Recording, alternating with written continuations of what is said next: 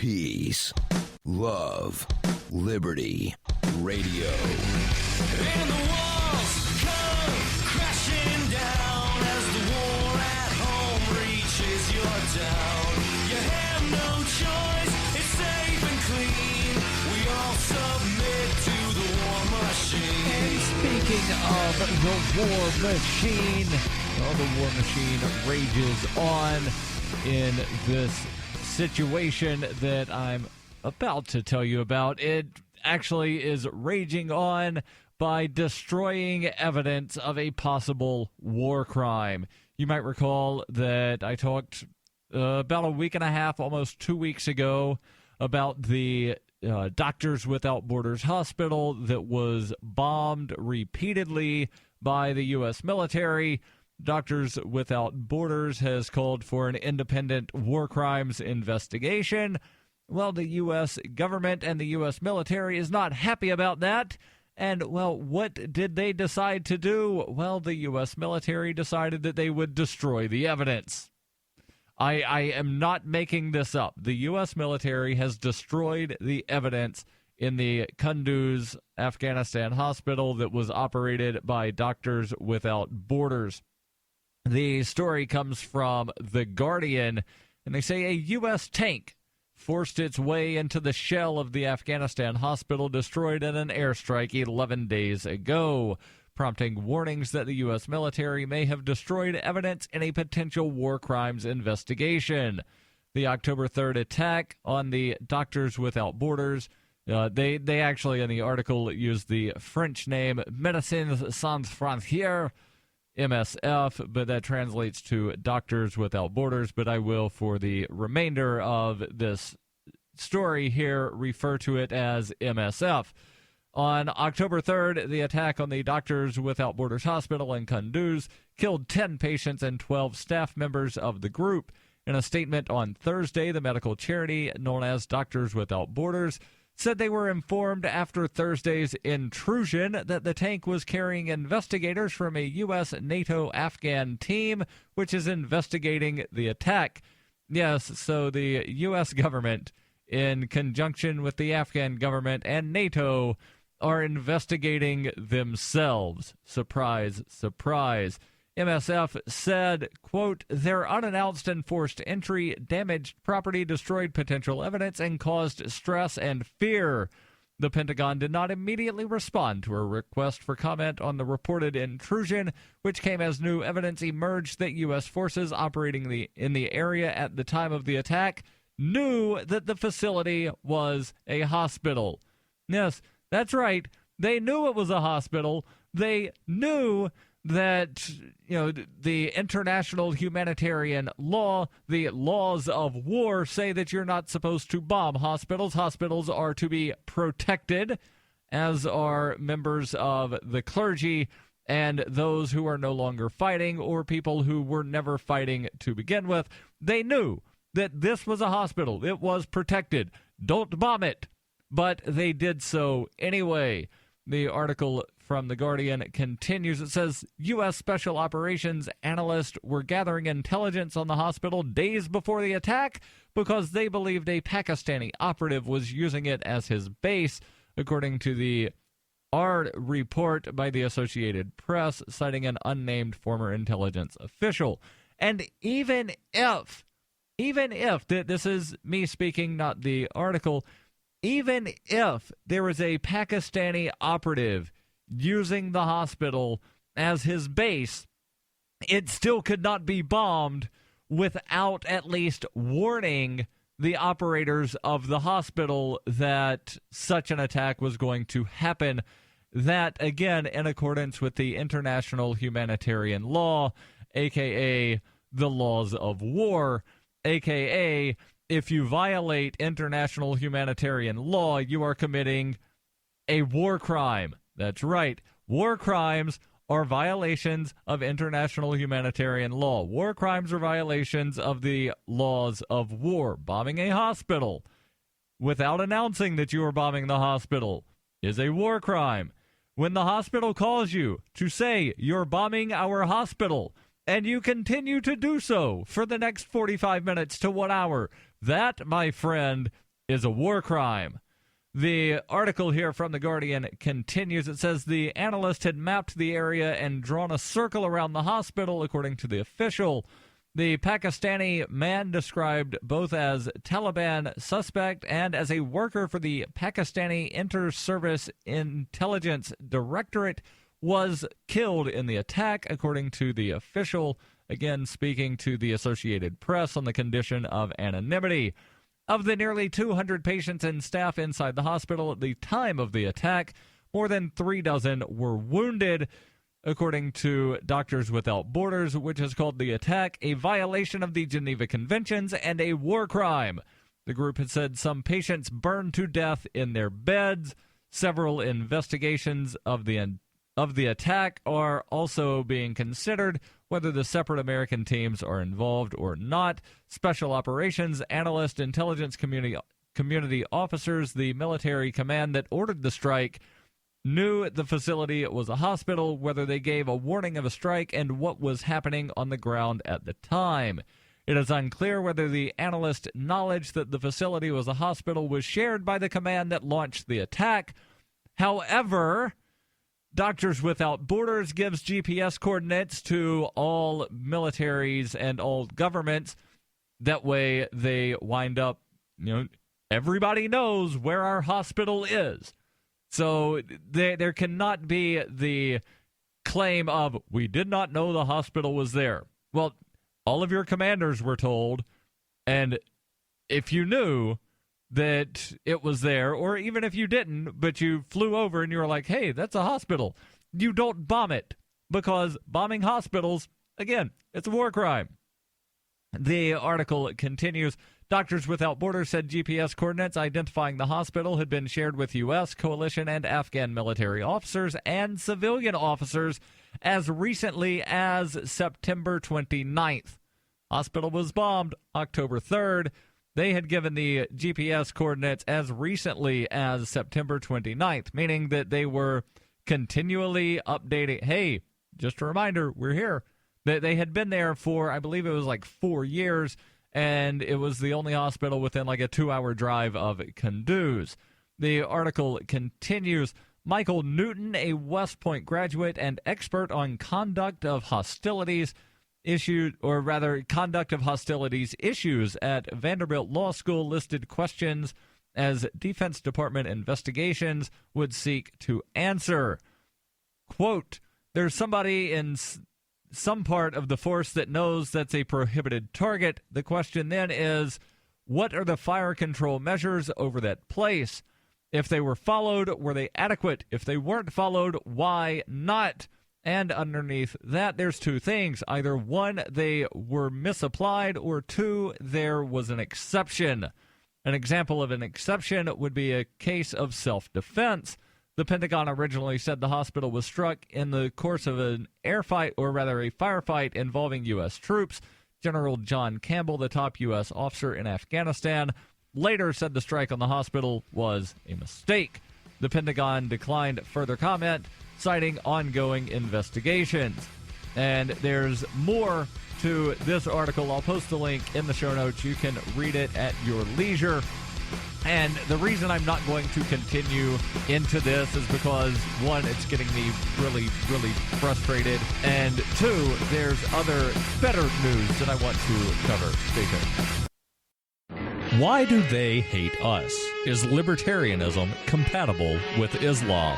Davi Barker answers these questions and more in Voluntary Islam and Other Essays. He advances the voluntarist cause with analysis of the confluence of values between Islam and libertarianism, as well as contemporary movements from the Tea Party to the Arab Spring.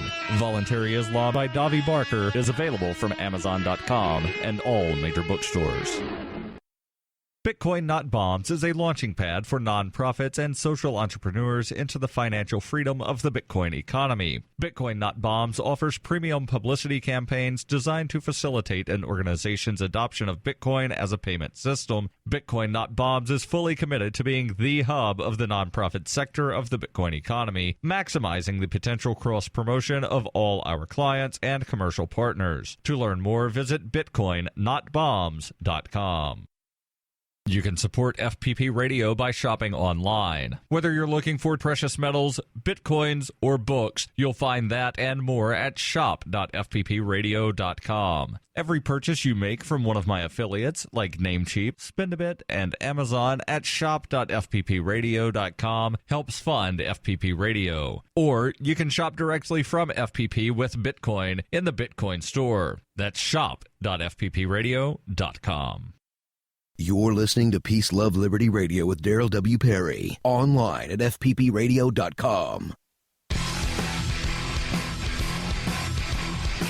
So before I get into the other better news, and what is that other better news, you ask? Well, just hang on, because I'll tell you as soon as I tell you about Liberty.me. Liberty.me is a social network of sorts, but it's so much more than just a social network. Sure, you can post statuses, you can post silly cat memes, you can share links, you can join groups, but there are also things like Facebook don't have. They have forums, they have free ebooks, there's audio content that you can download. There's also things that are called Liberty Guides that you can download. And all of these added benefits are free with your paid membership. And an additional added benefit of Liberty.me is that because it is a paid service, you don't have to deal with internet trolls, because internet trolls make the world miserable, and internet trolls don't want to have to pay to be an internet troll. So you sign up, Liberty.me. And if you use referral code FPP Radio, you will save 10%. And, of course, you'll save a headache because you're not dealing with the internet trolls at Liberty.me. Liberty.me, referral code FPP Radio. So the good news, the better news that I have is about the state of Oregon, and specifically something that happened in Oregon last year that, well, it raised a lot of eyebrows and a lot of discussion when it happened in Colorado and Washington. But when it happened in Oregon and Alaska, by the way, it did not really raise very many eyebrows, and it seems as though nobody cares. What exactly am I talking about? Well, the legalization of cannabis. Now, of course, the way they did it in Colorado, Washington, Oregon, and Alaska is not necessarily a way that I suggest or that I recommend. Certainly, if I lived in any of these states and it was on the ballot, I probably would have voted to pass these initiatives that were on the ballot to tax and regulate cannabis. And why, you might be asking yourself, why, Darryl? Why? Since you advocate that everything should be as regulated as tomatoes, why would you support taxing and regulating cannabis? Well, the only reason is because you're no longer arresting people for simply possessing a plant. So in Colorado, Alaska, Oregon, and Washington, people are not being stopped and harassed for simply possessing a plant. Sure, in Colorado, people are still being cited for smoking in public because, well, that's a completely other issue that has absolutely nothing to do with arresting people for possessing a substance. So I look at it as, on the one hand, an incremental step towards liberty, but at the same time, I am not the type of person that sees taxing and regulating as, the first step towards making it completely legal. So I would reluctantly vote for it only because you wind up saving so much money by not prosecuting people for possessing a plant. Now, let me get into the article here about Oregon and why it seems like nobody really cares. And is this good news for the possibility of more decriminalization and more actual legalization, or the actual legalization somewhere of cannabis? The article here comes from FEE, which is the Foundation for Economic Education. They write, Oregon recently became the third state to legalize the sale of recreational marijuana, but unlike the massive national and international attention that greeted legalization in Colorado and Washington in 2012, Oregon's new policy has not attracted much public reaction. What if we legalized marijuana and no one really cared?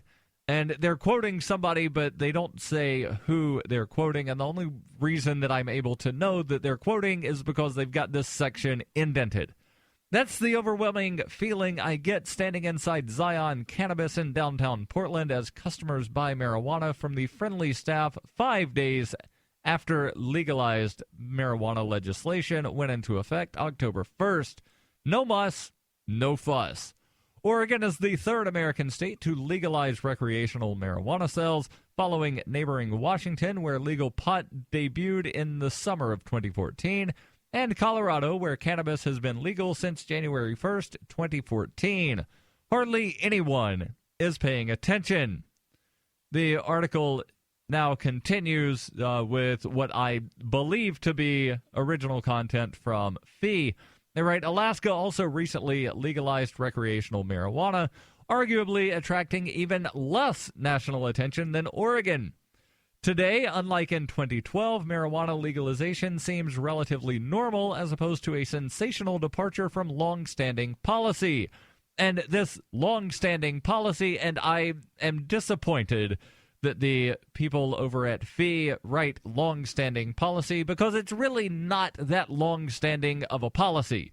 There were no state or federal laws that I have been able to find that existed to regulate or criminalize the possession, the sale, distribution, whatever, of cannabis or, for that matter, any other substance until the early 1900s. So really, we're looking at policies that have been in effect for roughly 100 years, maybe 110 years if you want to get specific. But in the course of human history, that is not a very long time at all. When you're looking at, let's say, 6,000, 9,000 years of recorded human history, 100 years is not a very long time at all, and I don't think you could call that long-standing, but I am not here to argue semantics. I just think it's a misuse of words. But again, going back just 120 years ago, when probably your great-great-grandparents were little kids, cannabis, heroin, morphine, cocaine could all be purchased from the Sears catalog. In the early 1900s, when my great-grandparents were children, cannabis could be purchased from the Sears catalog. And I would love for that to happen again, but I don't know if it will within my lifetime. But hopefully it will, and I'm going to continue working to try to get to that place again. Partly because I've got a permanent headache that has lasted for well over 4 years. And there are two things that I've experienced that have helped with the headache. One is a prescription barbiturate that requires another pill to counter some of the side effects of the barbiturate. The barbiturate, by the way, is also highly addictive. Barbiturates are highly addictive. The other thing that has helped alleviate the headache is cannabis tinctures. Not smoking. I have absolutely no desire to smoke cannabis. I just want to be able to put a tincture in my bottle of water and sip on it throughout the day to make this headache go away. Or it actually doesn't even go away, but it goes, like, it diminishes to where I can't tell that it's there, and I'm able to function like a normal human being. That's what I want.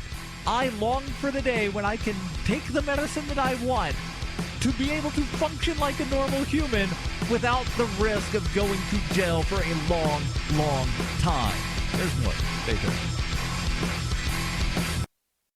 When her plush and comfy life suddenly and unexpectedly fell apart, Brooke and her dog Cloud set out to defy the odds. If this is a man's world, as they say, living on the streets is no place for a young woman. One day she awoke in the redwood forest and realized she had become a hobo, and would ultimately come to know exactly what it means to survive. How to Be a Hobo by Brooke Willett is available from Amazon.com and all major bookstores.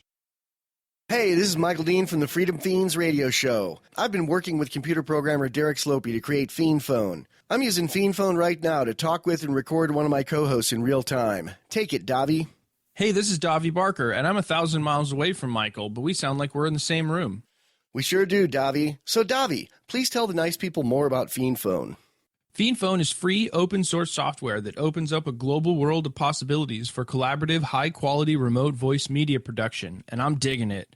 People can try the Windows beta version of Fiend Phone right now at fiendphone.com. But we're also raising money to vastly improve Fiend Phone and vastly improve independent talk media worldwide. So go to fiendphone.com to help out. Who will build the audio roads? We will, with your help. That's fiendphone.com. FEENPHONE.com. Foxtrot, Echo, November, phone.com. Fiend Phone. I never knew remote audio could be this good. You're listening to Peace, Love, Liberty Radio with Darryl W. Perry. So let me get back into the article here from FEE, the Foundation for Economic Education. They write, this is an important sign of progress for the cause of legalization. This being the relative lack of attention given to Oregon and Alaska, and in a lot of respects also to the District of Criminals. Why do I mention the District of Criminals? They didn't completely legalize cannabis.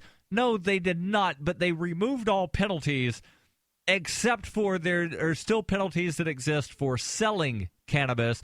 There are still penalties that exist for possessing on federal property, but that's because there's still the federal statutes and federal regulations in place.